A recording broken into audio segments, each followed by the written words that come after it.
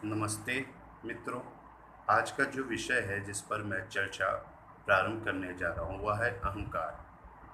तो अहंकार क्या है, यह कितने प्रकार का होता है और इसकी क्या एक सरल और सही परिभाषा होनी चाहिए। तो अहंकार जहाँ पर हम बात करते हैं कि हमारे चेतन मन में आने वाले तमाम तरह की इच्छाओं को कैसे हम अपने नैतिक मूल्यों और नैतिक विचारों और संस्कारों के साथ संघर्ष करते हुए एक निष्कर्ष पर आकर कार्रवाई करते हैं और निर्णय लेते हैं, उसे पूरा करने पर कार्य करते हैं। वहाँ पर हमारा अहम आता है, ईगो आता है। तो यह 3 प्रकार का होता है। पहला ईट, जिसे हम कहते हैं पार्श्विक अहंकार, पार्श्विक अहम। तो एक पार्श्विक अहम वह है जिसमें हमारे चेतन मन में तमाम तरह की इच्छाएं आती हैं जो अनैतिक भी होती हैं, जिस पर हम बिना सोचे समझे कार्रवाई कर देते हैं और उसका परिणाम हमें सामने मिलता है।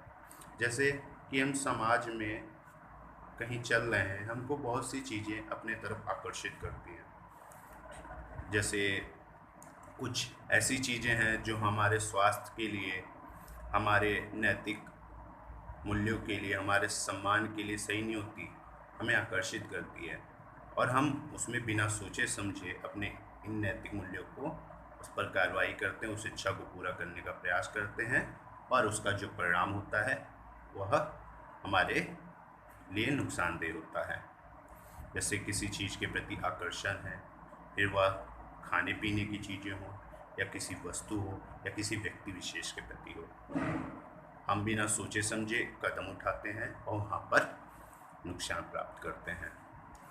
तो ऐसी इच्छाएं जो हमारे चेतन मन में आए और जिस पर हम बिना अपने मूल्यों और नैतिकता का ध्यान रखे हुए कार्रवाई करें, वह हमारे पार्श्विक अहम ईद में आता है। अब दूसरे नंबर पे आता है सुपर ईगो, परम अहम। परम अहम क्या है? जो हमारे पार्श्विक अहम ईद की इच्छाओं को दबाता है और इसके जो गुण हैं वह है नैतिक मूल्य, नैतिक संस्कार, जो हमें अपनी प्राथमिकताओं, अपने संस्कार, अपने मूल्यों को प्राथमिकता देता है और कहता है नहीं, यह चीज़ गलत है, सिगरेट पीना गलत है,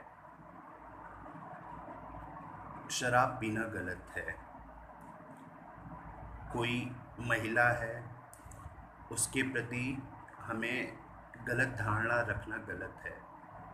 हमें हर महिला को एक सम्मान की दृष्टि से देखना चाहिए, उसे अपने एक माता के रूप में, एक परिवार का सदस्य के रूप में देखना चाहिए।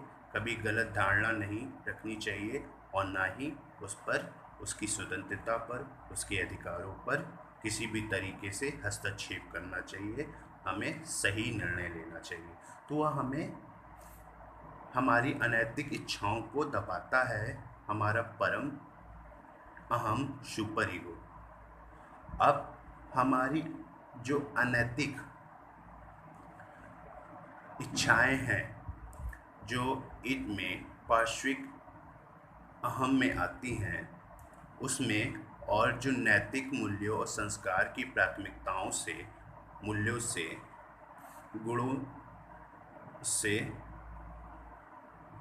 पूर्ण हमारा जो परम अहम सुपर ईगो है, इन दोनों के बीच संघर्ष होता है और जो इस पे प्रबल बनने की कोशिश करता है वह उसको कमज़ोर करता है और वह उस पर, अगर पार्श्विक अहम ईगो अगर सुपर ईगो परम अहम पर, नैतिक मूल्यों पर जो हमें सही डायरेक्शन देता है उस पर हावी होगा, तो हम गलत अपनी अनैतिक इच्छाओं को पूरा करने के लिए कार्रवाई करेंगे और नुकसान में पड़ेंगे। तो इन दोनों के बीच में हमारे पार्श्विक अहम, ईट, ईगो और परम अहम जो नैतिक मूल्यों से परिपूर्ण है।